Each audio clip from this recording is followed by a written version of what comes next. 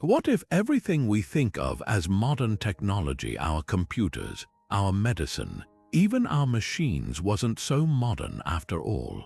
Picture a world where ancient civilizations had already unlocked secrets we're just beginning to understand, where cutting-edge innovations weren't born in Silicon Valley, but in the heart of forgotten empires.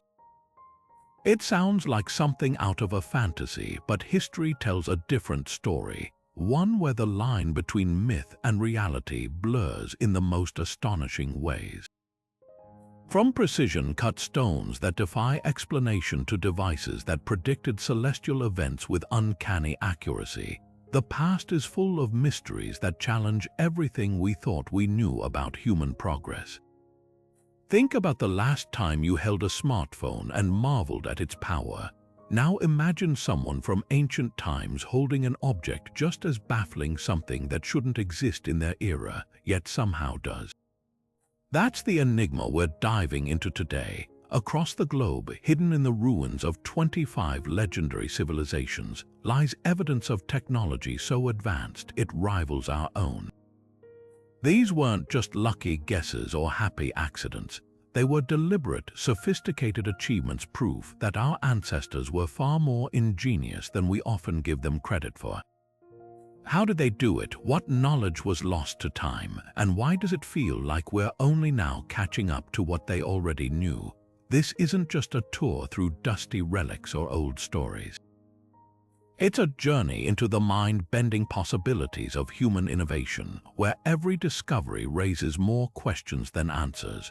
We'll uncover devices that shouldn't have worked, buildings that shouldn't have stood, and ideas that shouldn't have been possible until they were.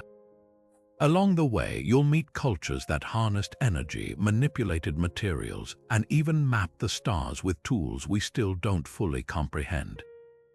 So if you've ever wondered whether history's greatest mysteries are hiding something bigger, buckle up. By the end of this, you might never look at the ancient world the same way again. Long before telescopes, dotted observatories, and satellites circled the Earth, one civilization was mapping the heavens with startling accuracy. The Sumerians, flourishing in Mesopotamia around 4,000 years before the Common Era, didn't just watch the stars, they decoded them. Their innovations in astronomy and mathematics were so advanced we still use their discoveries today. Take the way we measure time, 60 seconds in a minute, 60 minutes in an hour. That's no accident. It's the legacy of the Sumerian sexagesimal system, a base 60 numerical framework that revolutionized counting, but this was just the beginning. Their star charts weren't simple sketches. They were meticulous records of celestial movements, tracking planets like Venus with precision that rivals modern calculations. How did they achieve this without the tools we rely on? Some researchers believe they used early versions of the abacus, devices capable of complex arithmetic.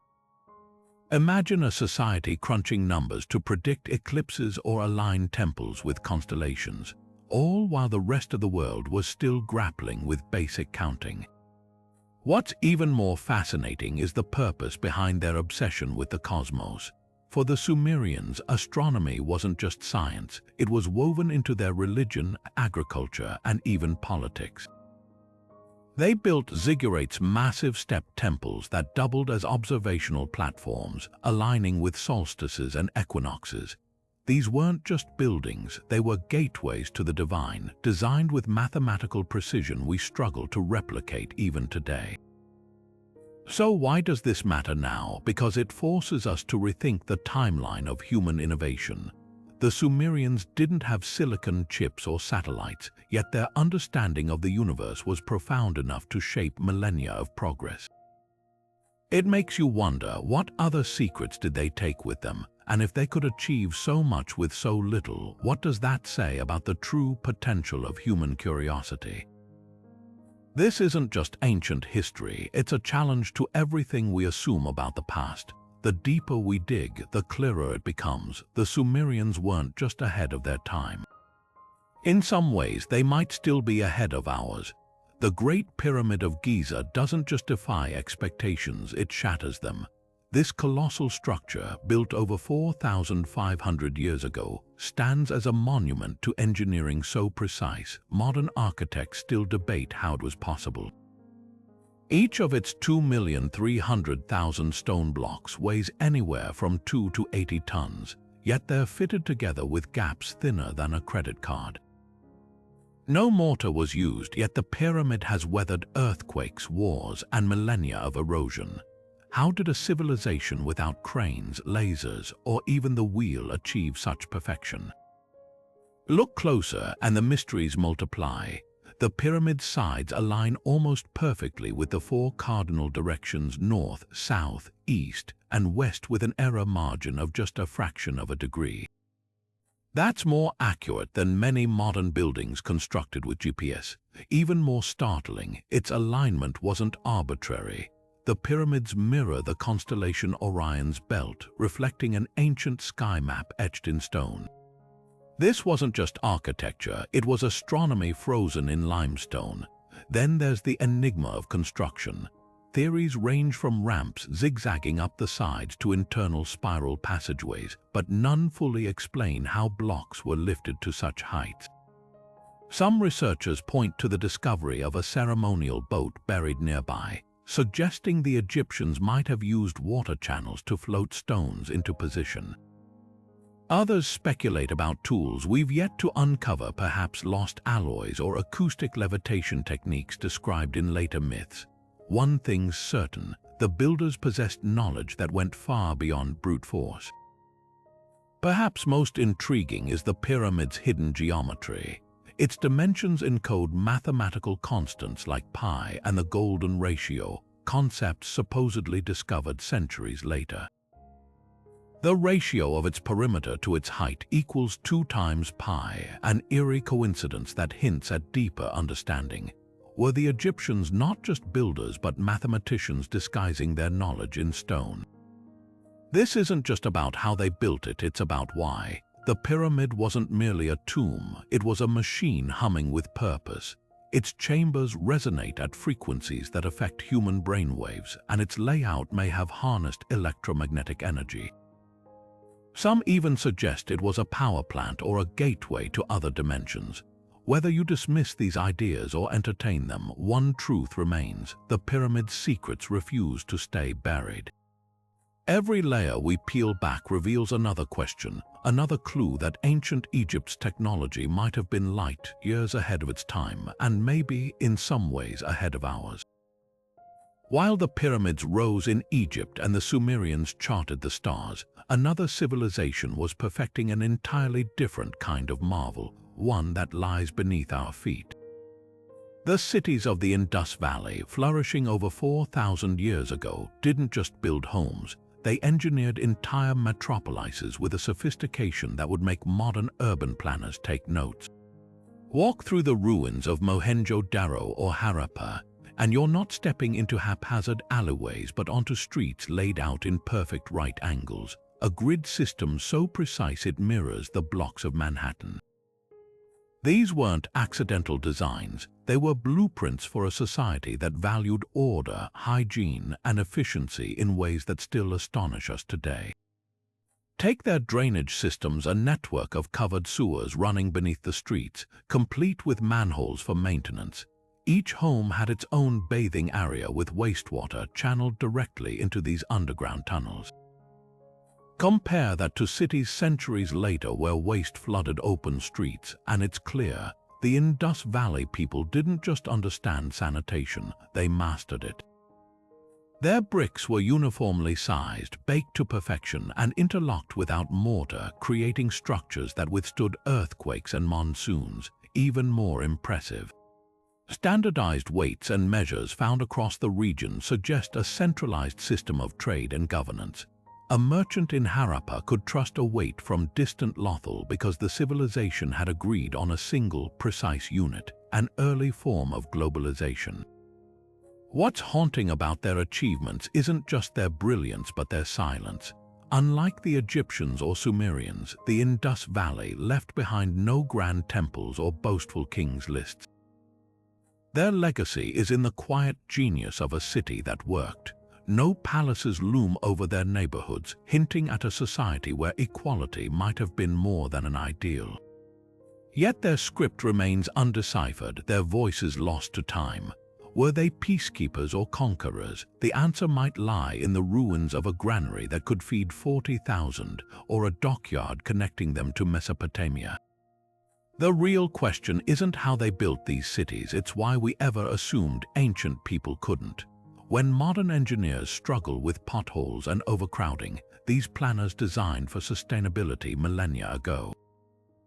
Maybe the most advanced technology isn't always the flashiest. Sometimes it's in the gutters that never clogged, the bricks that never crumbled, and the streets that still guide us 4,000 years later toward a better way to live. High in the jungles of Mesoamerica, where the calls of howler monkeys echoed through dense canopies, the Maya civilization quietly performed a feat that would stump modern scientists for centuries, tracking time with impossible precision.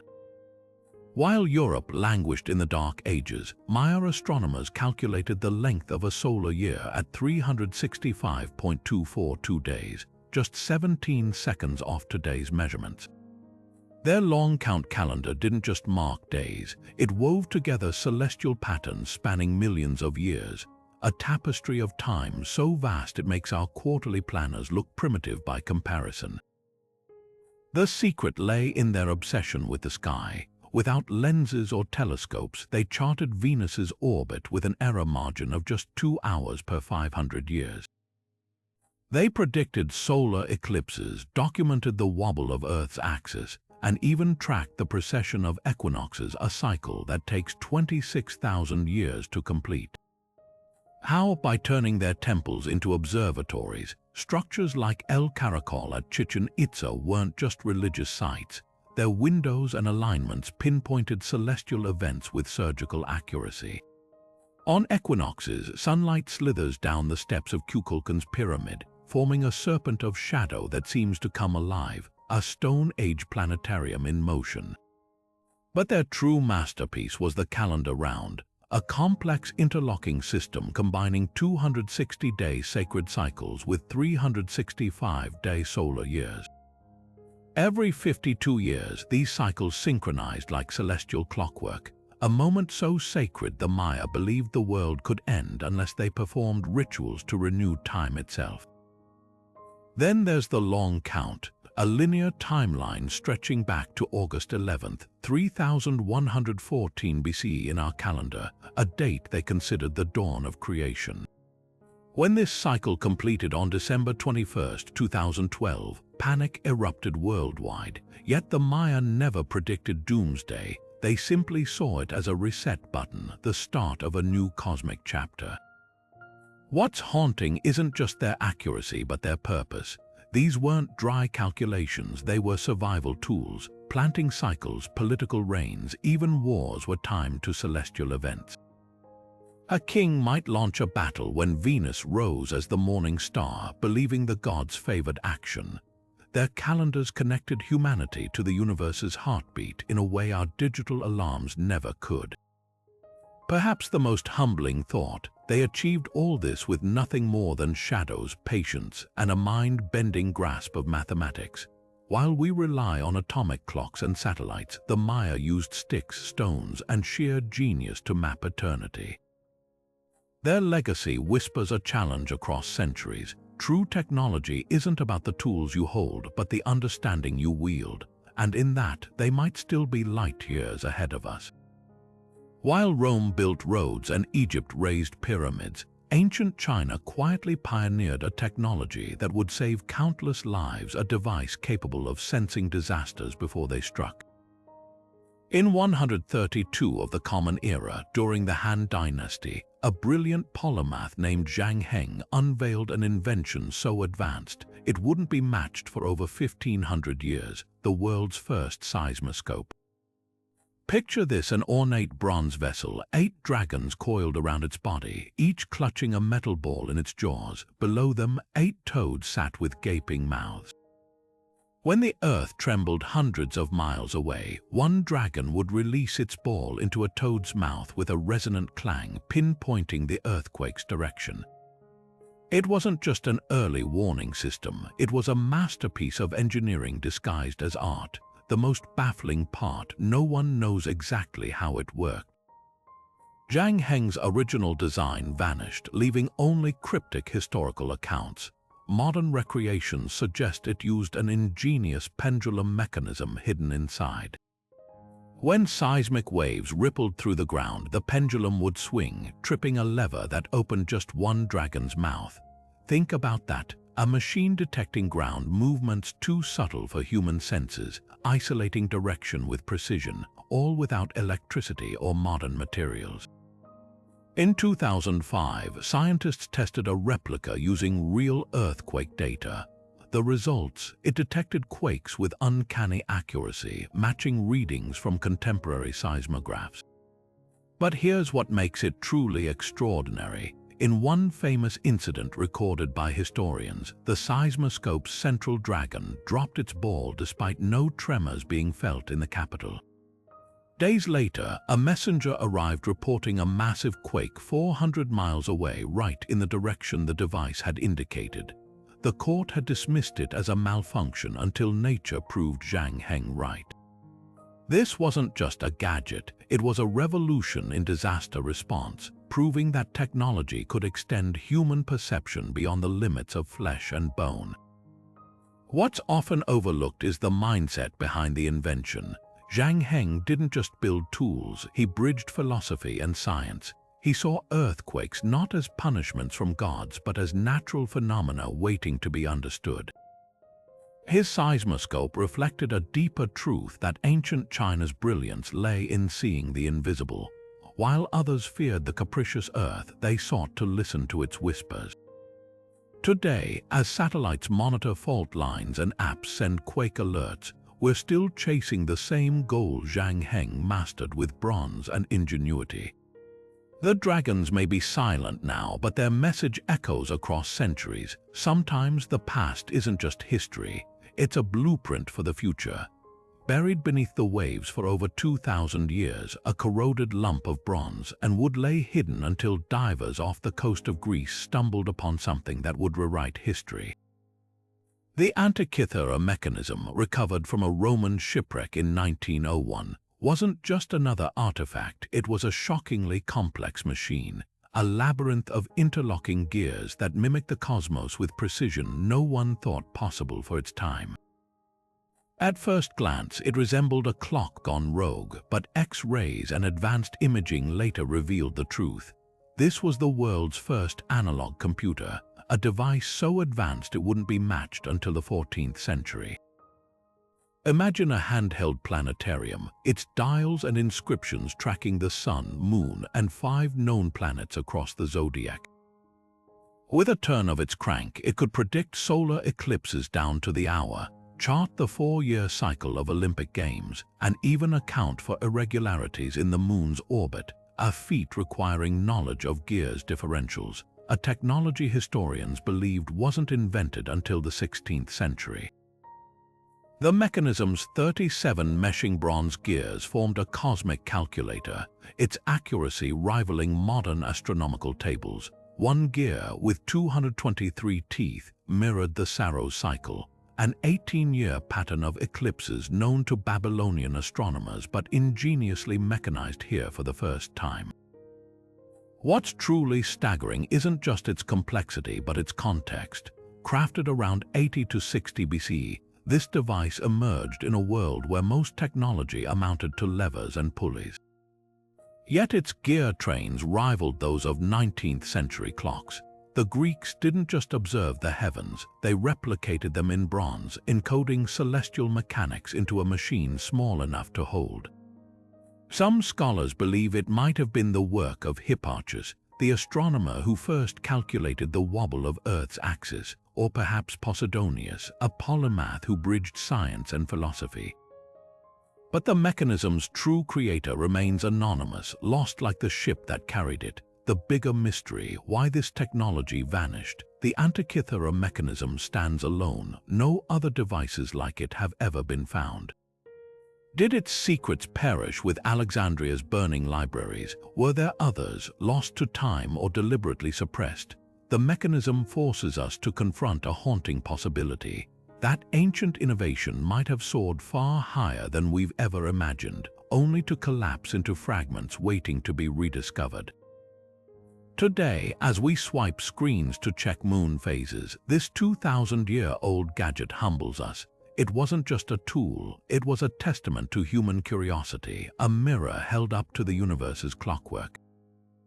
The Greeks didn't need silicon to simulate the cosmos. They used ingenuity, bronze, and a relentless drive to decode the sky. In that, they left a message as clear as the mechanism's crystalline gears. Brilliance isn't bound by era. Sometimes the future arrives centuries early, only to be buried until we're ready to understand it. The Pantheon stands in Rome not as a crumbling relic, but as a living testament to engineering so advanced it puts modern materials to shame. Built nearly 2,000 years ago, its massive dome, still the world's largest unreinforced concrete dome, defies gravity with a thickness that narrows from 22 feet at the base to just 2 feet at the top. What's astonishing isn't just its daring design, but the fact that while modern concrete bridges and buildings crumble after decades, Roman structures like this have weathered earthquakes, wars, and the relentless passage of centuries with barely a crack. The secret, a recipe so ingenious, scientists are only now beginning to crack its code. At first glance, Roman concrete seems deceptively simple, a mix of volcanic ash, lime, and seawater. But modern labs have uncovered its magic. When microcracks form inevitable in any structure, something extraordinary happens. The seawater that was once mixed into the concrete reacts with the volcanic ash, forming new minerals that gradually fill the cracks like microscopic healers. It's not just durable, it's self-repairing, a property our modern Portland cement can't replicate. In 2017, researchers at the University of Utah made a breakthrough. They discovered aluminum tobamorite, a rare crystal that grows stronger over time, woven into ancient Roman harbor walls submerged in the Mediterranean for 2 millennia. These walls didn't erode, they petrified, becoming tougher than the day they were poured. What's even more remarkable is how deliberately this technology was engineered. The Romans weren't just lucky with their local materials, they optimized them. Builders at Pozzuoli, near Mount Vesuvius, prized a specific volcanic ash called pozzolana, which they shipped across the empire. They even adjusted mixes for different applications: dense, heavy concrete for foundations, lighter blends with pumice for domes. The Pantheon's coffered ceiling isn't just decorative.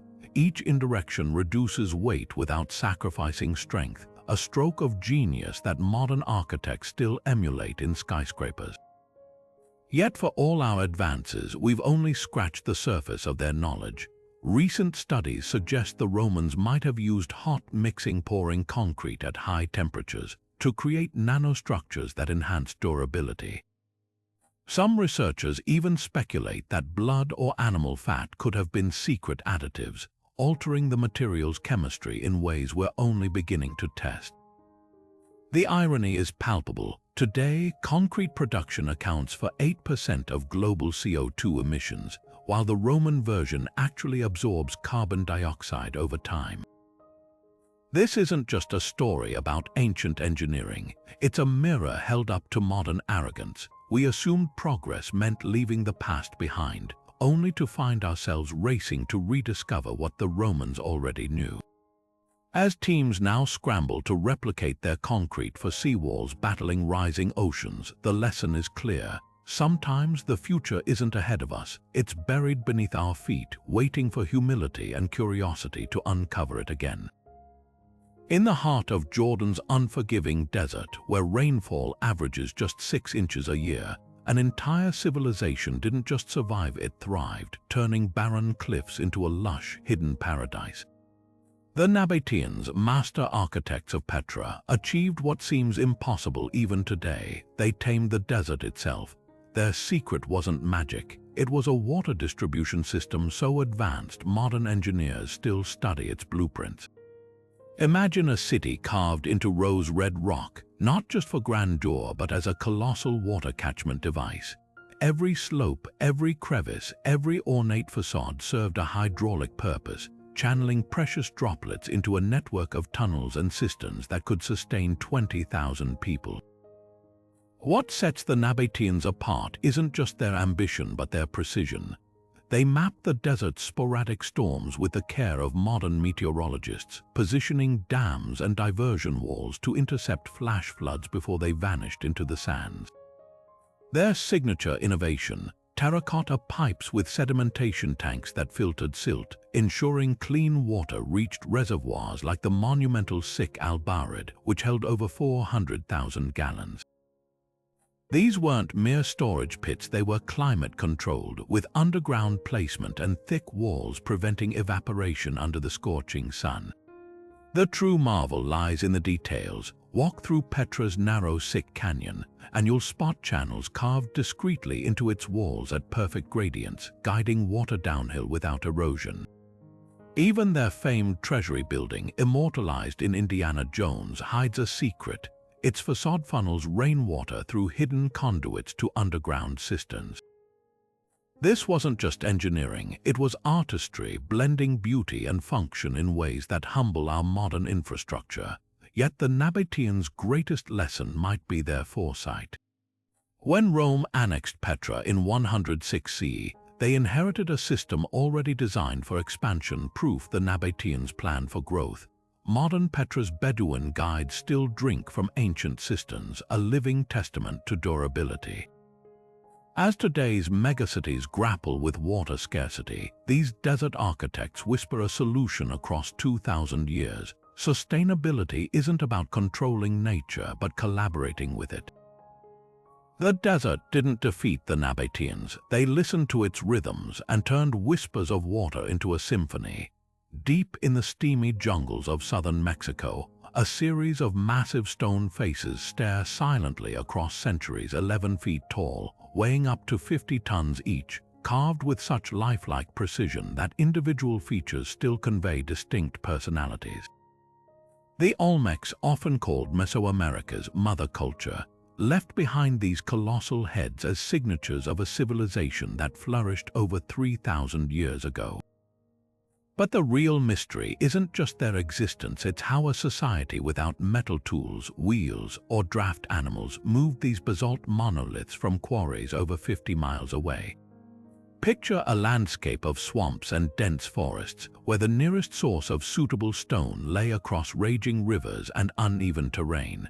Archaeologists have proposed everything from log rollers to rafts, but the truth might be even more ingenious.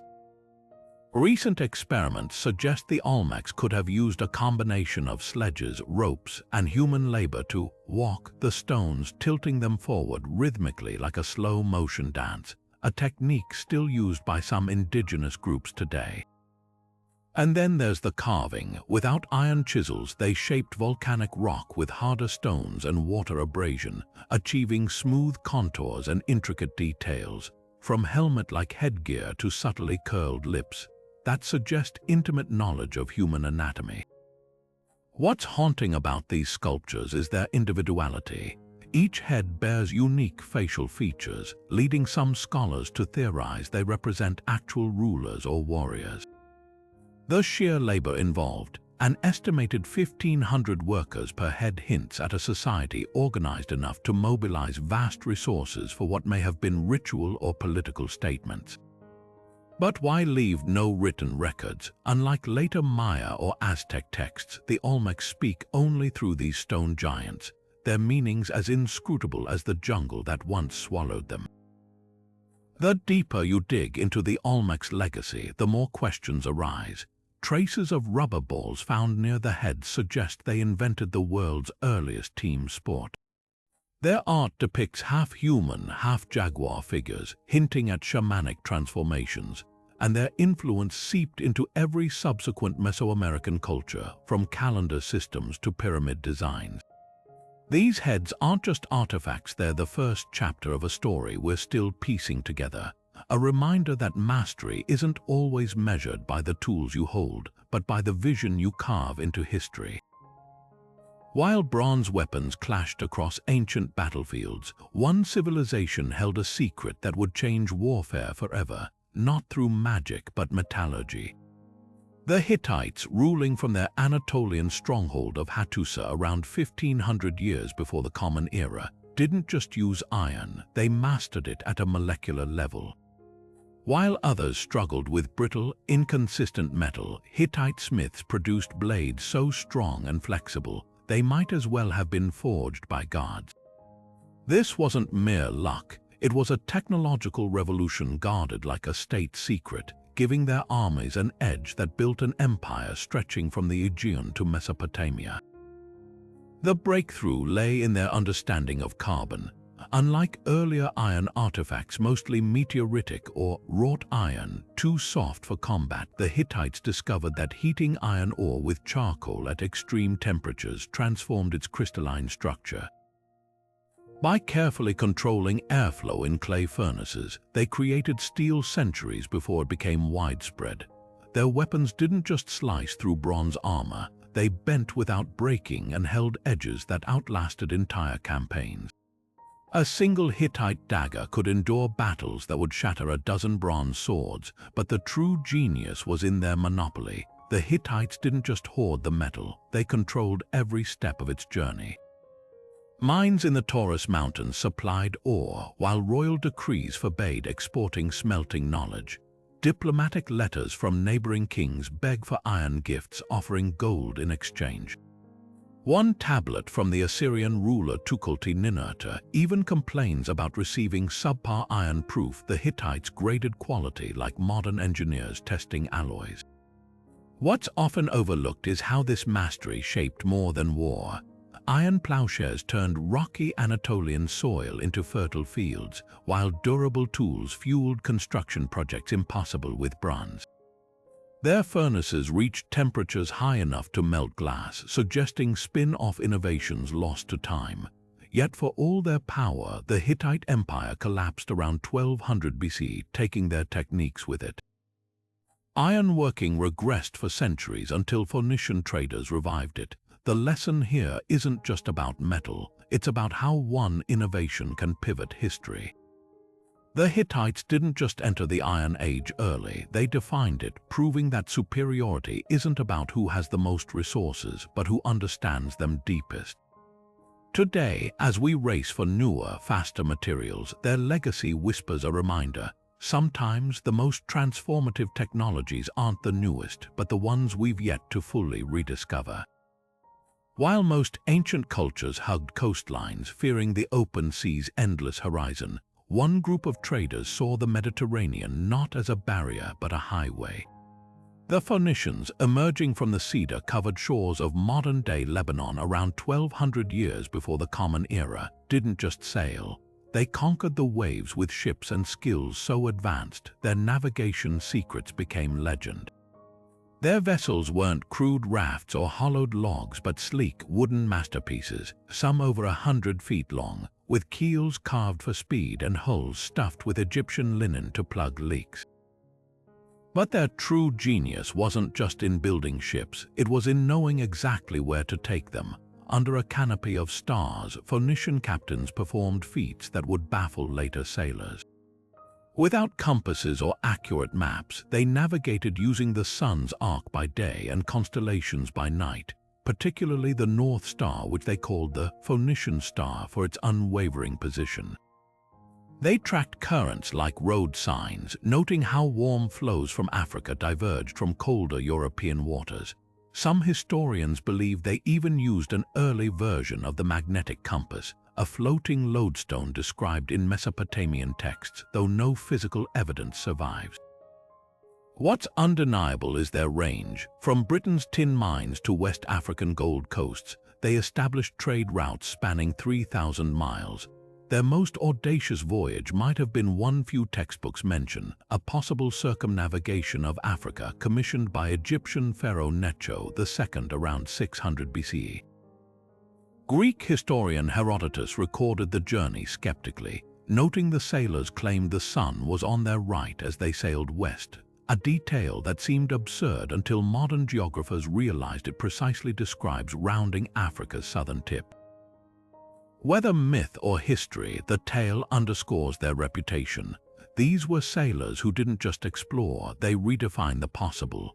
Beyond technology, the Phoenicians' legacy pulses in something far more enduring: the alphabet. Their need to track complex trade deals across languages birthed a 22-letter system adopted by Greeks, then Romans, forming the basis of every Western keyboard today. Each time you type a letter, you're tapping into an innovation born on rolling decks under open skies. The sea wasn't just their workplace, it was the crucible that forged ideas still shaping our world. Their story whispers a truth we often forget. Sometimes the greatest discoveries don't come from staying safe onshore, but from daring to sail beyond what others call the edge of the world.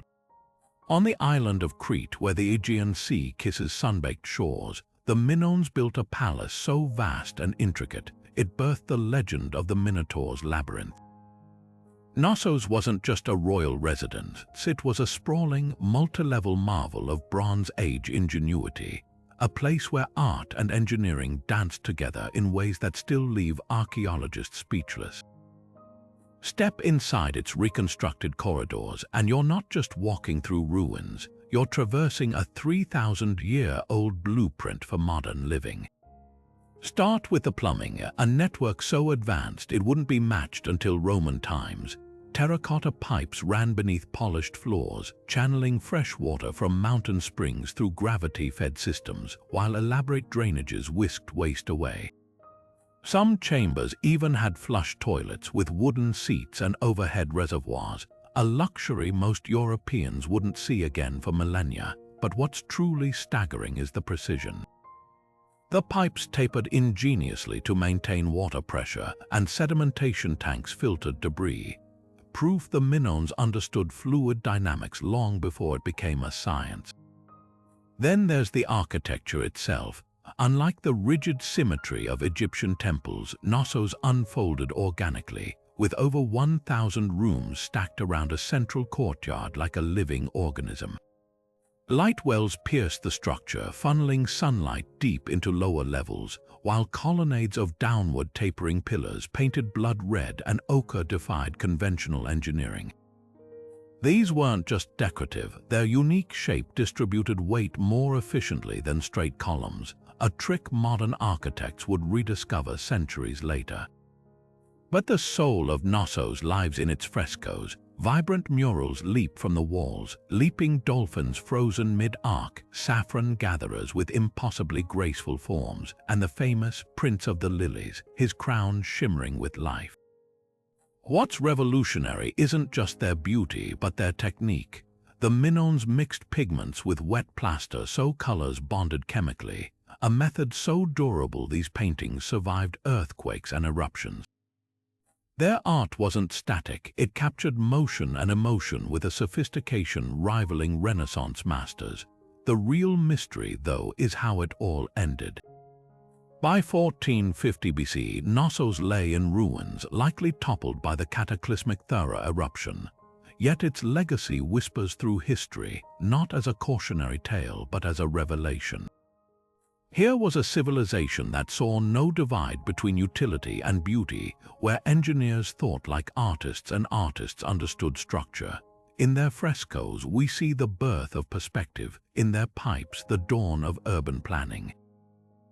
They didn't just build a palace, they crafted a manifesto for how humans might live, one that still feels startlingly fresh 3,000 years later.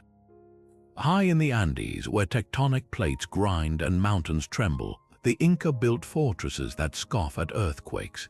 Machu Picchu isn't just a picturesque ruin, it's a masterclass in engineering that modern architects still struggle to replicate. Walk up to its walls and you'll find stones weighing hundreds of tons fitted together with joints so precise they defy logic.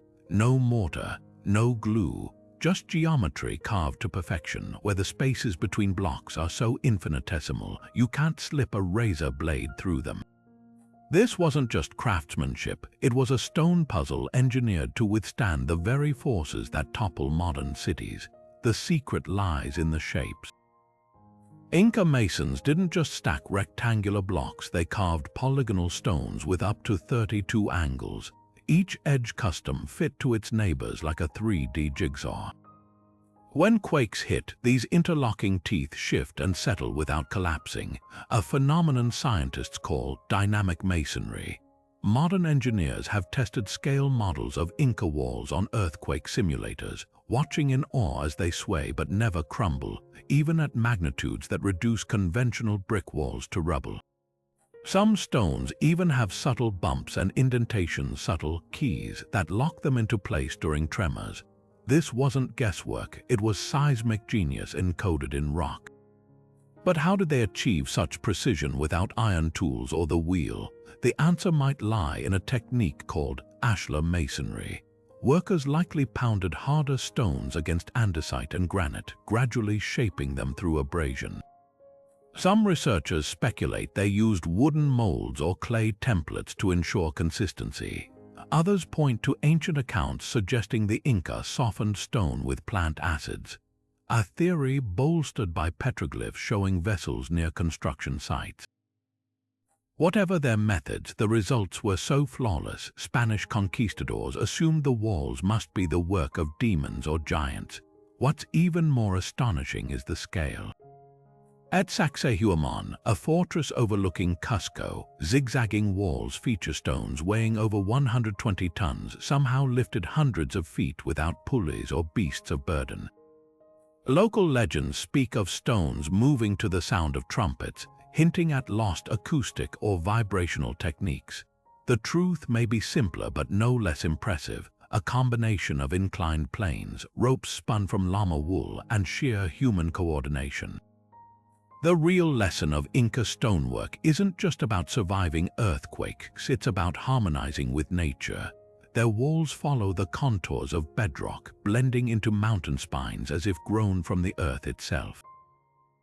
Drainage channels built into the stones prevent water damage, while trapezoidal doorways distribute weight to outlast centuries.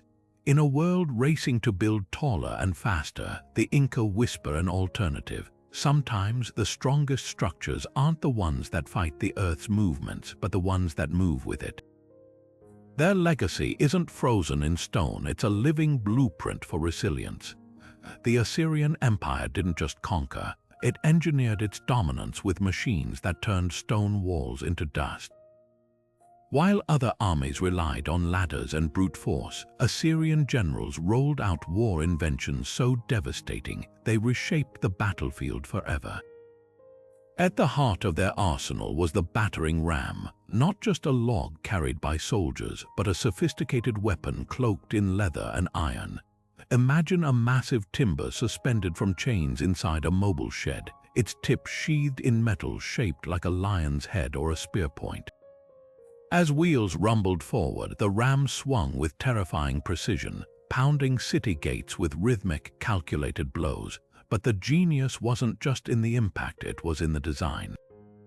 Roofs shielded operators from arrows, while water-soaked hides draped over the frame smothered fiery projectiles. These weren't crude tools, they were the tanks of the ancient world. Yet the ram was just the beginning. The Assyrians pioneered siege towers that moved like modern construction cranes, multi-story wooden giants on wheels, tall enough to peer over the highest walls. Archers crouched in their upper levels, raining death through slits in the armor, while sappers below dug tunnels to undermine foundations. Some towers even included drawbridges that dropped onto parapets, turning defense into a deadly invasion route. What's chilling is the scale. Reliefs from Nineveh depict towers requiring dozens of men to push, their bases wide enough to stable horses inside. But the true brilliance lay in their adaptability. Assyrian engineers prefabricated siege equipment on-site, using local timber and disassembled transport carts. When rivers blocked their path, they inflated animal skin floats to ferry towers across. They even deployed early psychological warfare, recording one campaign where they draped enemy skins over rams to demoralize defenders. This wasn't random cruelty, it was calculated terror, a masterclass in breaking wills before breaching walls. What's often forgotten is the logistical web behind these machines. The Assyrians maintained dedicated corps of engineers, their campaigns mapped with sand tables to rehearse assaults. Siege trains included blacksmiths forging replacement parts on the march, while scribes documented failures to refine future designs. Their greatest weapon wasn't wood or iron, it was institutional knowledge, a system that turned ideas into unstoppable force. Today, as drones replace towers and missiles mimic rams, the Assyrian legacy endures in a stark truth. Technology doesn't win wars alone. It's the minds behind it, the ones who see not just walls but the ways to make them fall. Buried beneath the dusty plains of the Indus Valley, craftsmen were perfecting metallurgical secrets that would make even modern blacksmiths pause. The Harappans, flourishing over 4,000 years ago, didn't just use metal. They redefined it, transforming raw copper and tin into alloys so precise, their artifacts still gleam with untarnished brilliance today. Take their bronze figurines like the famous dancing girl of Mohenjo-Daro. Cast in a single piece using the lost wax method, her fluid pose and delicate features reveal a mastery of metallurgy that Europe wouldn't match for another 2,000 years. But what's truly astonishing isn't just the artistry, it's the science behind it. Harappan smiths didn't stumble upon bronze, they engineered it. Analysis of their artifacts shows consistent copper-to-tin ratios around 9:1, the exact blend for optimal strength and malleability. This wasn't guesswork. They sourced tin from as far as Afghanistan, navigating trade networks spanning hundreds of miles to procure the perfect ingredients. Their workshops buzzed with innovation, crucibles capable of reaching temperatures over 1,000 degrees Celsius, molds carved from steatite stone to craft everything from fish hooks to intricate jewelry, and even evidence of cold working techniques to harden finished pieces. Then there's the mystery of their copper. While most ancient cultures struggled with brittle, impure metal, Harappan copper artifacts show remarkable purity, with some containing less than 1% impurities. Recent studies suggest they might have used a process called poling, stirring molten copper with green wood to release trapped gases, a technique modern refineries still employ. But the real shock came in 2016, when Indian archaeologists uncovered traces of high-carbon steel at a Harappan site dating back to 1800 BC. If verified, this would push back the advent of steelmaking by centuries, suggesting they may have stumbled upon early forms of carburization, intentionally infusing iron with carbon to create a stronger metal. What's perhaps most striking is the scale of their production. Excavations at Lothal revealed a massive copper workshop with over 20 furnaces, each designed for specific tasks like smelting, alloying, or casting. The volume suggests standardized, almost industrial-level output, an assembly line millennia before Henry Ford. Yet for all their technical prowess, the Harappans left no boastful inscriptions or royal edicts glorifying their craft. Their legacy is written in silent, gleaming objects, a razor-edged chisel that still cuts wood, a mirror polished to near-perfect reflectivity, or a needle so finely crafted it could rival modern surgical tools.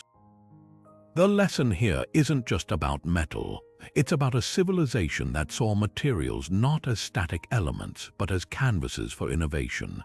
While others wielded bronze as a blunt instrument, the Harappans teased out its hidden potential, blending art and science in ways that still resonate today.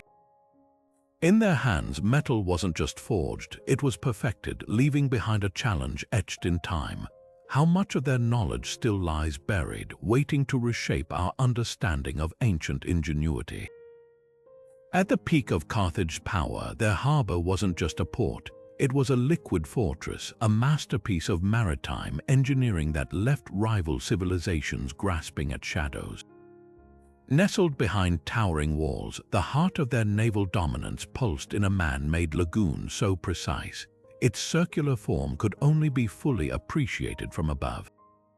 Imagine approaching by sea, first the intimidating outer harbor for merchant ships bustling with goods from Spain, Britain, and the African interior.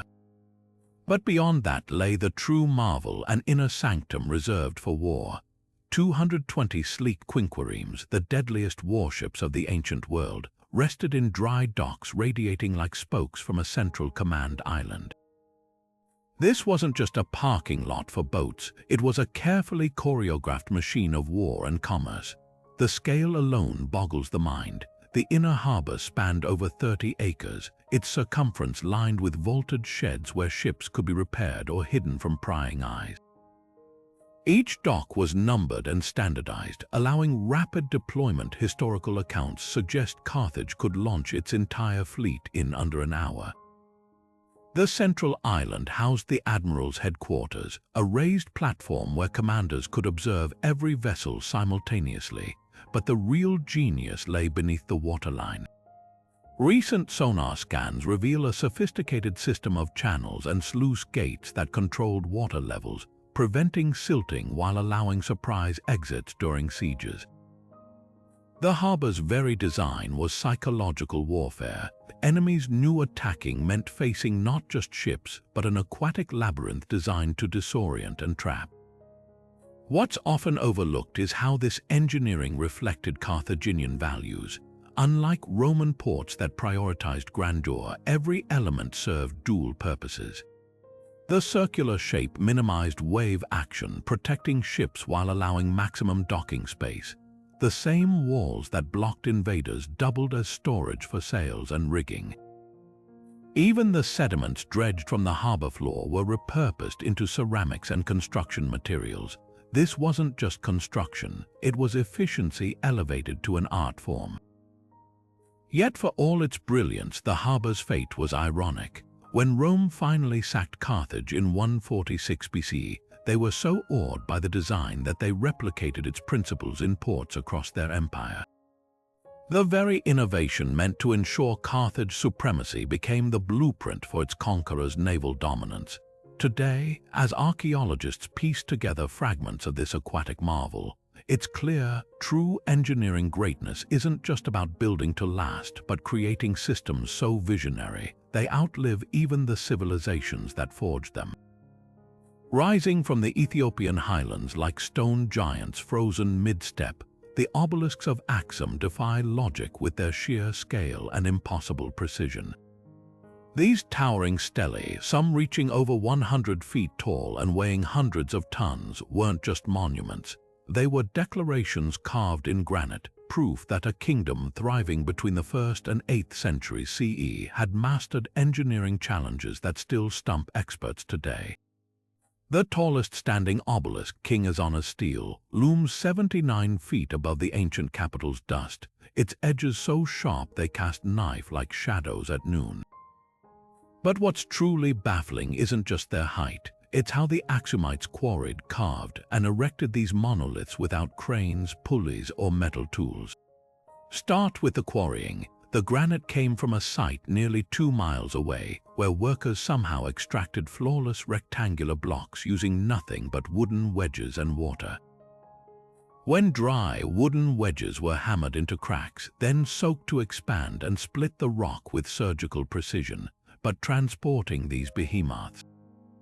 That's where the real mystery begins. The Axumites didn't have wheels or beasts of burden capable of moving such mass, yet somehow they slid these stones across miles of rugged terrain. One theory suggests they used a combination of rolling logs and temporary earthen ramps, leveraging hundreds of laborers pulling with ropes made from twisted lion skins. Archaeologists have found grooves near obelisk bases that might have guided the stones into position, hinting at a system of levers and counterweights lost to time. The carving itself borders on miraculous. Each stele mimics a multi-story Axumite building, complete with false doors, windows, and even intricate beam and floor details etched into solid stone. The largest obelisk ever attempted, now fallen and fractured, would have dwarfed Rome's later columns at 160 feet tall. Its surface features 9 stories of architectural detailing so precise, you can count the individual beams protruding beneath window openings. How did they achieve such symmetry without modern measuring tools? Some scholars point to the presence of ancient levels and plumbs found nearby, while others speculate about templates or shadow-based alignment techniques using the equatorial sun. Then comes the erection, a feat of physics that still sparks debate. Unlike Egyptian obelisks hauled up ramps, Axum stelae were raised vertically directly onto their bases. Evidence suggests they dug deep foundation pits, tilted the monoliths over these voids, then used ropes and levers to walk them upright, a technique requiring coordinated teams pulling in perfect unison. The bases weren't just flat, they had precisely chiseled pivot points and recessed slots to stabilize the stone's final position. Modern engineers calculating the forces involved estimate it would take over 500 people working in flawless harmony to lift the largest stelae without snapping ropes or losing control. Perhaps most intriguing is what these obelisks reveal about Axum's broader technological prowess. The same culture that carved these monuments also minted gold coins so precise they were accepted as currency from Rome to India.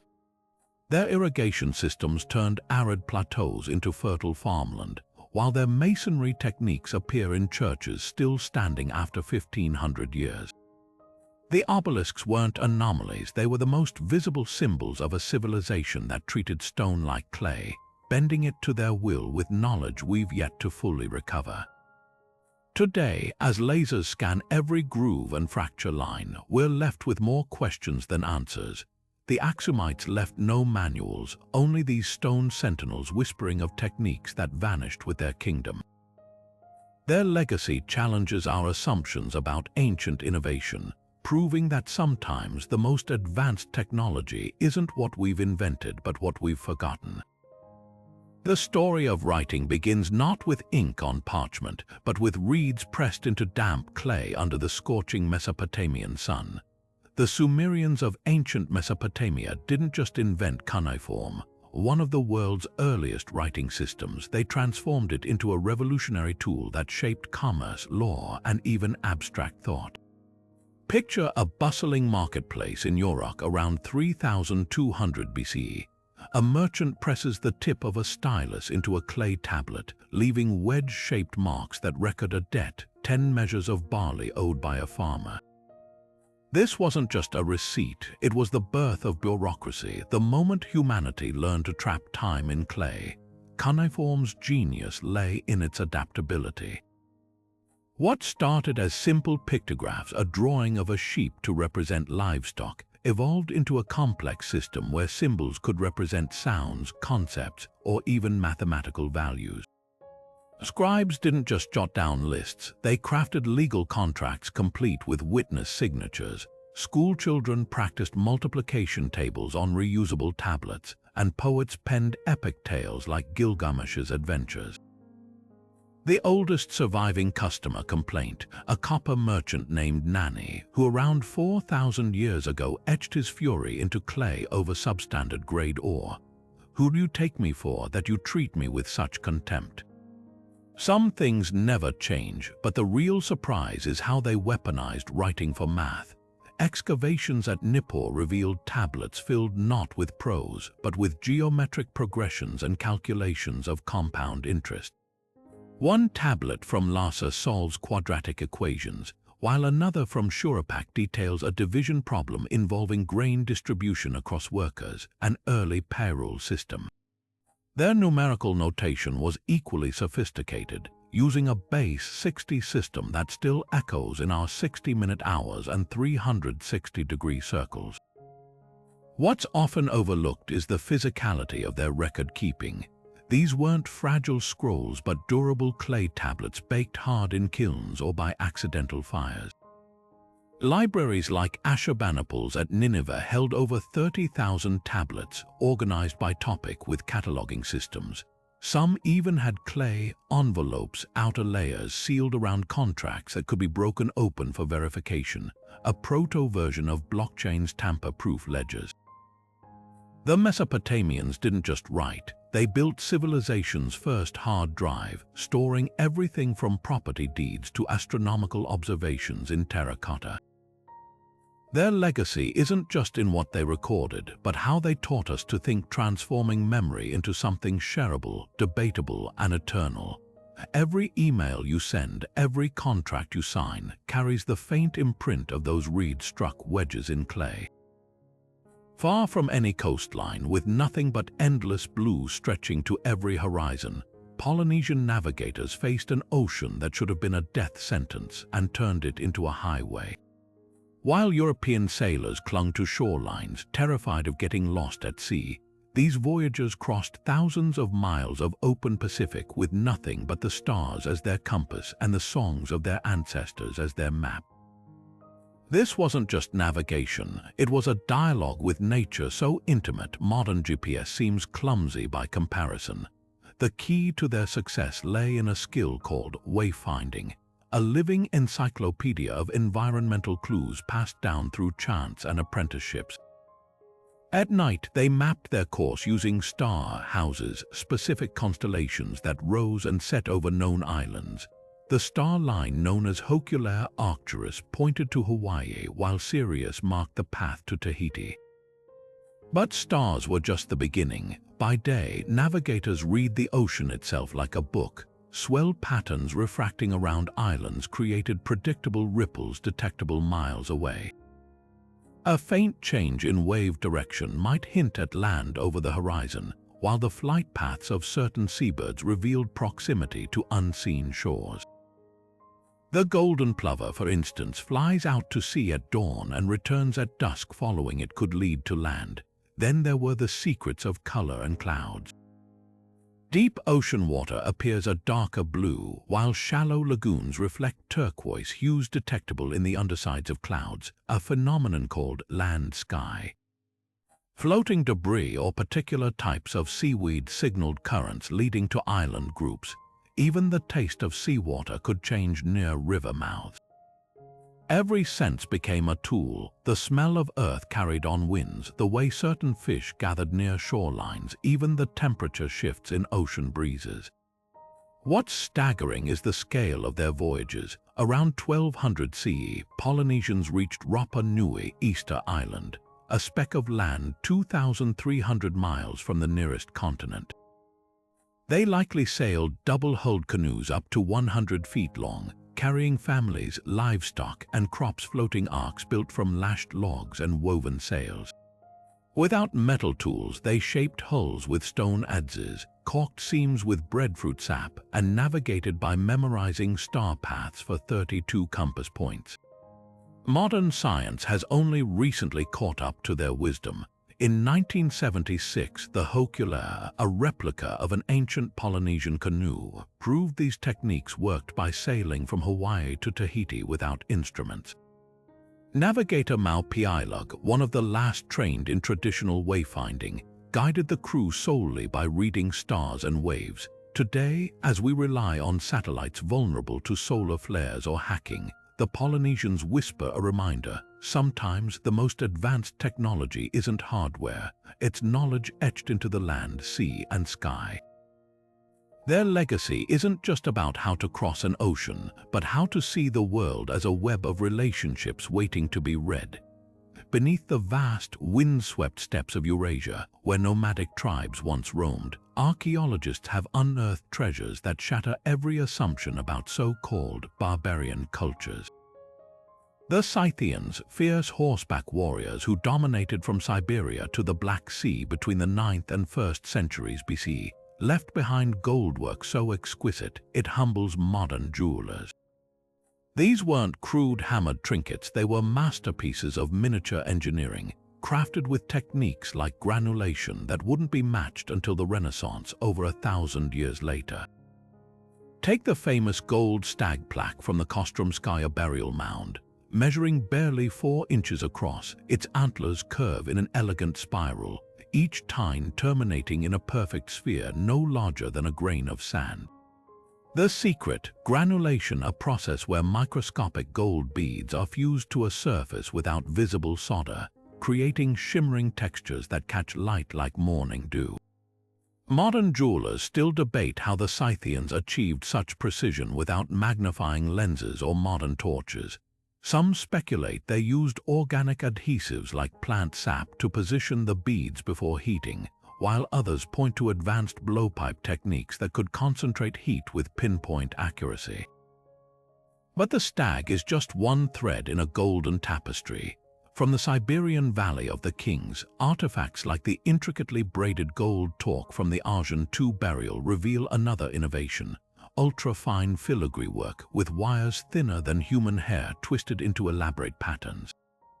Even more astonishing are the hollow gold appliques sewn onto clothing, their surfaces depicting scenes of combat or mythical beasts with anatomical precision rivaling Greek pottery. The secret to their durability lies in an alloy mix of gold and silver electrum that provided both malleability and strength, allowing these delicate pieces to survive centuries in frozen tombs. The real mystery is how a culture often portrayed as nomadic raiders developed such sophistication. Recent excavations suggest Scythian artisans might have collaborated with Greek colonists along the Black Sea coast, blending steppe motifs with Mediterranean techniques. Yet the designs are unmistakably Scythian: coiled predators, stylized stags, and the iconic animal style that transformed beasts into flowing, abstract forms. Their gold wasn't just decoration, it was a language, telling stories of shamanic transformation and the eternal hunt. Perhaps most telling is what survived alongside the gold. Tools found in burial sites include miniature anvils, tweezers for handling granules, and even small clay crucibles with traces of gold residue. These weren't occasional craftsmen, they were specialists who likely passed down techniques through generations. The Scythians didn't just wear gold, they spoke through it, leaving behind a glittering puzzle that challenges our very definition of civilization. Their legacy whispers a truth as enduring as the metal they mastered: brilliance isn't bound by brick walls or written laws. Sometimes it gallops across the open steppe, leaving gold in its wake. Perched high in the sandstone cliffs of the American Southwest, where the desert sun bakes the rock into fiery hues, the Anasazi built cities that seem to defy gravity itself. Mesa Verde isn't just an archaeological site. It's a jaw-dropping testament to architectural brilliance carved into vertical canyon walls. Picture a sprawling village tucked beneath overhanging rock faces, its multi-story towers clinging to the stone like swallows' nests, connected by hidden passageways and hand-carved footholds. This wasn't just shelter, it was a fortress, a community, and an engineering marvel all in one, crafted over 800 years ago with nothing more than stone tools and human ingenuity. The genius of these cliff dwellings lies in their integration with the landscape. The Anasazi didn't fight the terrain, they became part of it. Using local sandstone, they shaped blocks so precisely that mortar was barely needed, stacking them into walls that still stand centuries later. Their buildings hugged the natural contours of alcoves, with rooms often built backward into the cliff, creating insulation against scorching summers and freezing winters. At Cliff Palace, the largest dwelling, 150 rooms and 23 kivas circular ceremonial chambers, are tucked beneath a single overhang, their layouts revealing an almost modern understanding of space efficiency. The structures weren't randomly placed, they were strategically positioned to catch morning sunlight while avoiding the worst of the afternoon heat, a passive solar design centuries ahead of its time. But how did they build in such precarious locations? The answer lies in their construction techniques. Scaffolding was likely made from wooden poles lashed together with yucca fibers, while handholds and toeholds chiseled into the rock allowed workers to scale cliffs with materials strapped to their backs. Some researchers believe they used rope systems to hoist heavy stones, similar to methods seen in other ancient cultures. The real stroke of brilliance, though, was their water management. In a land where rain was scarce, they engineered intricate systems of channels and cisterns to collect every precious drop from the mesa above. tucked into crevices, you'll find small basins where water would pool, filtered naturally through layers of sandstone before being stored in sealed reservoirs.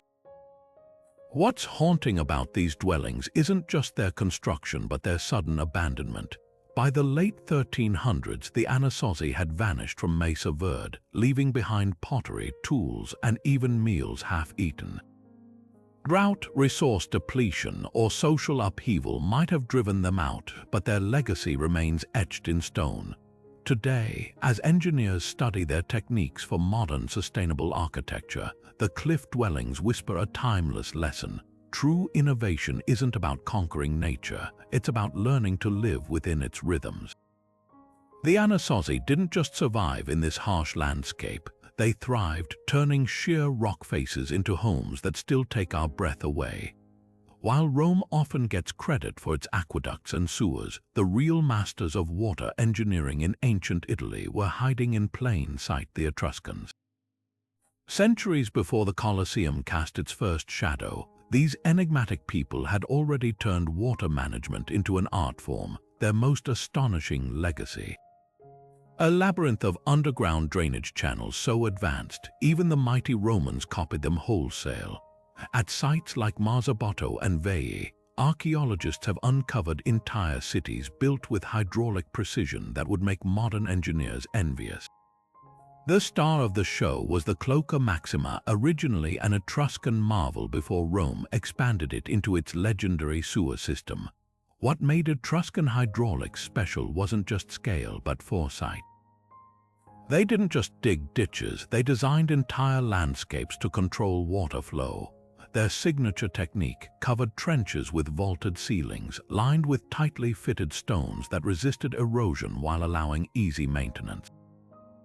These weren't mere gutters but climate control systems regulating humidity in homes, preventing floods during storms, and even directing spring water to public fountains.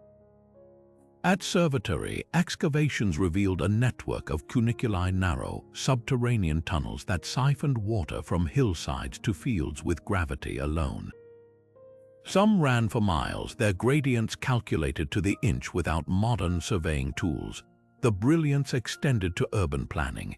Etruscan cities like Spina, built on marshlands, sat atop grids of wooden pilings that stabilized the soggy ground while allowing water to circulate beneath streets, an ancient precursor to Venice's foundations.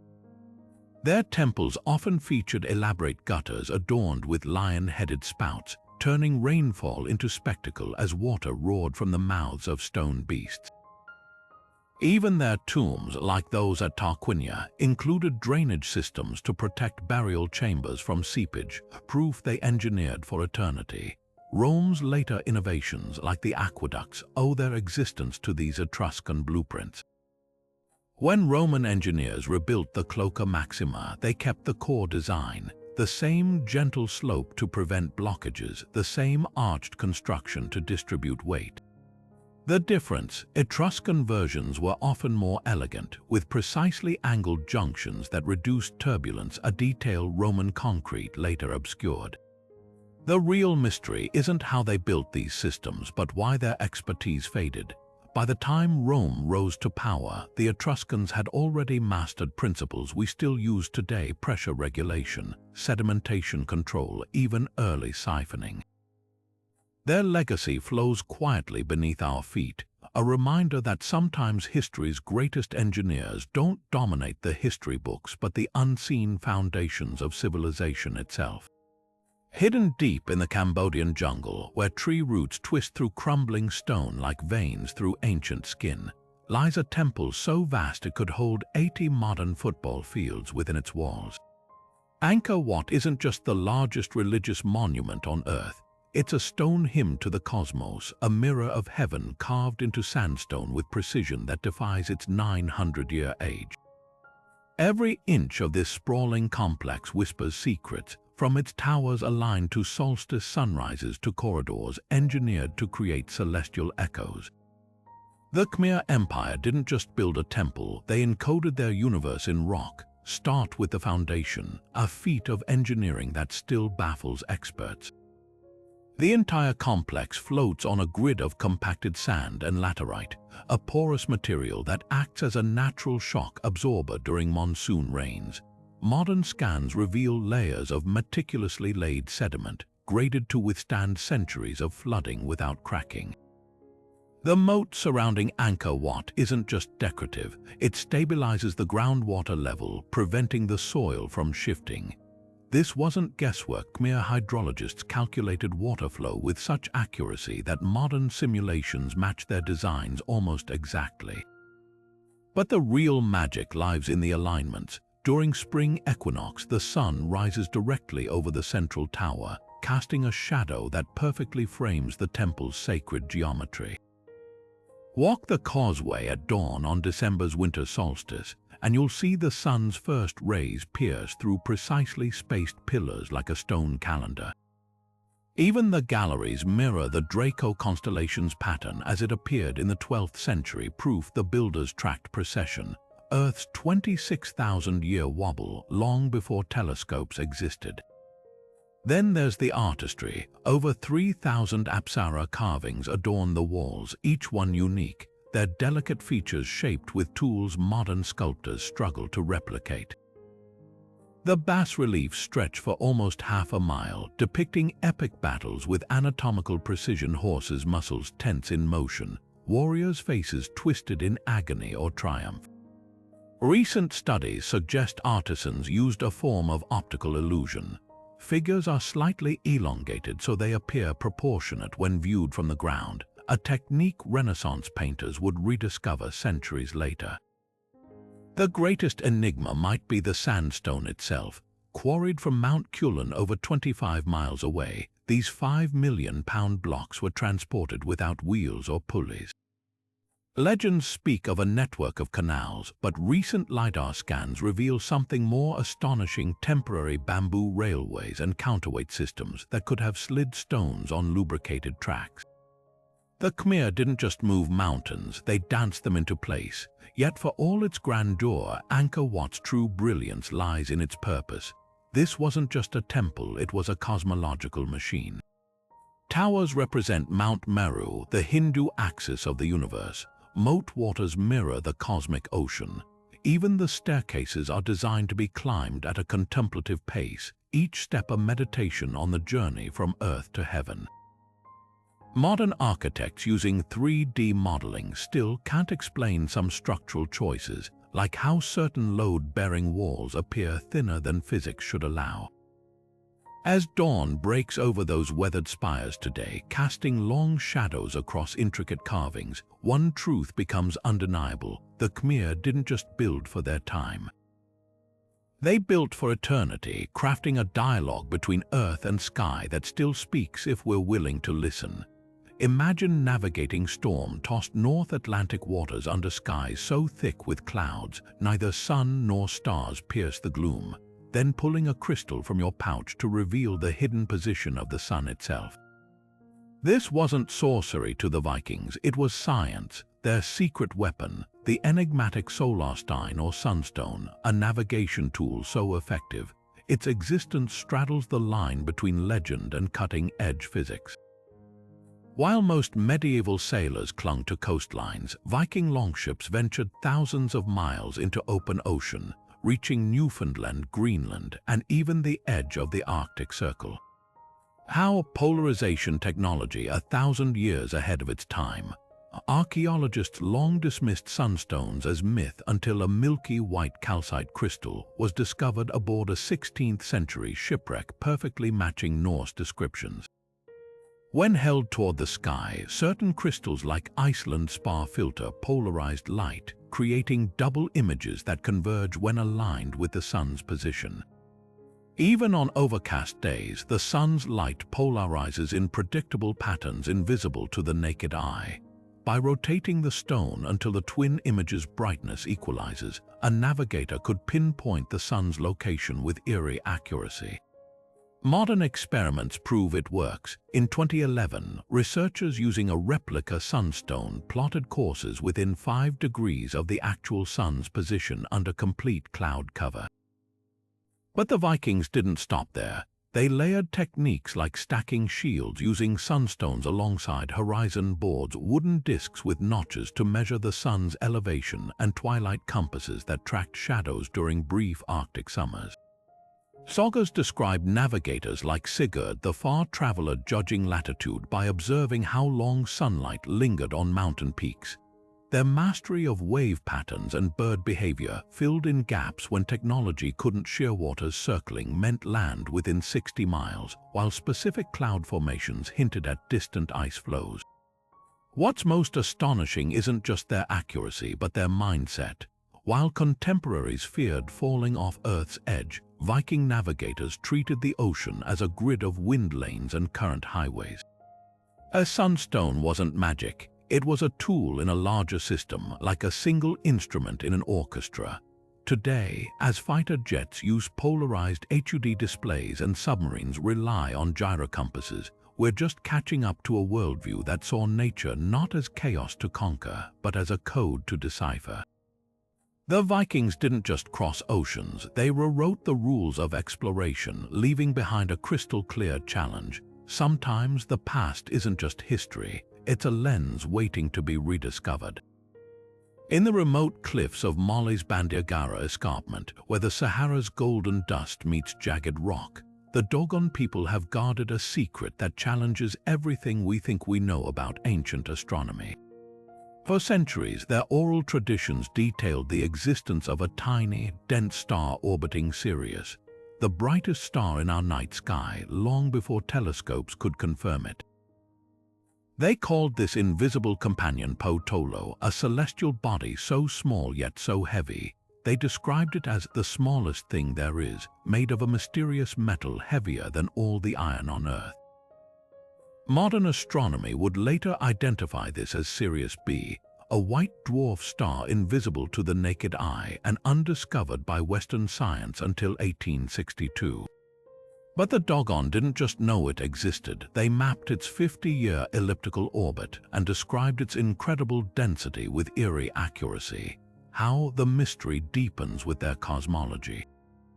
Dogon priests spoke of a third star in the Sirius system, Emya, which they claimed was larger but lighter than Sirius B. To this day, astronomers debate whether such a star exists, though some observations hint at gravitational anomalies in the system that could suggest an undiscovered companion. Even more perplexing are their diagrams of the Sirius system, passed down through generations on cave walls and ritual artifacts, which bear striking resemblance to modern astrophysical models. Their legends describe the Nomo, amphibious beings who descended from Sirius in a spinning arc, bringing knowledge of the stars to Earth. These stories, rich with details about celestial mechanics and cosmic origins, have fueled debates about ancient contact with advanced civilizations or even extraterrestrial visitors. Skeptics argue that the Dogon could have learned of Sirius B from European missionaries or travelers in the 19th century. Yet French anthropologist Marcel Grioul recorded these traditions in the 1930s, decades before Sirius B became common knowledge outside academic circles. The Dogon's descriptions went beyond mere existence. They included specifics about the star's rotational period and its relationship to Sirius A, details impossible to guess without advanced observational tools. Their knowledge wasn't fragmented, it was systematic, embedded in complex initiation rituals and cosmological narratives preserved with precision. What's often overlooked is the Dogon's broader astronomical prowess. Their calendar, synchronized with Sirius's heliacal rising, predicted seasonal changes with uncanny accuracy. They tracked the orbits of Jupiter's moons and Venus's phases, aligning agricultural cycles and rituals with celestial events. This wasn't just stargazing, it was a sophisticated science encoded in myth, where every festival and planting season mirrored the dance of the cosmos. The real question isn't just how they knew, but why it matters. In a world where we assume technological progress is linear, the Dogon remind us that knowledge can take many forms: oral traditions, ritual art, even allegory, and that ancient science might have been far more nuanced than we've credited.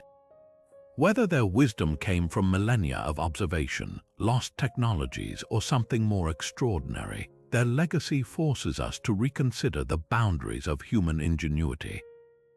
The stars have always held secrets, but few have listened as closely as the doggone. Their story isn't just about Sirius, it's about the untapped potential of human curiosity and the possibility that some truths written in the sky are older than we dare imagine.